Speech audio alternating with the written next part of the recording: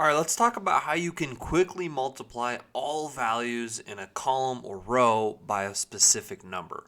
So here we have some sales targets for each quarter for a given year. And we want to increase all of these sales numbers by 10%.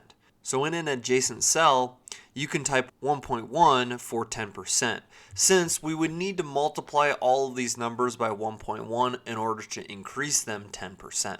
So now that we have this number here, we can select that, hit Control C to copy, and then we're going to want to select all of our numbers here that we're looking to multiply by 10%.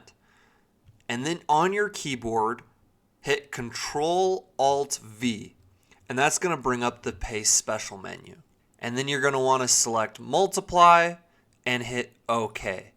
And we'll change this back into a currency format, but that is going to multiply all of those numbers by the 1.1 or the 10% that we wanted to, increasing all of our sales targets. And there you have it. That's how you can quickly multiply all values in a column or row by a specific number. Thank you so much for watching. Please don't forget to subscribe and smash the like button on your way out. Thank you, and just have such a great rest of your day.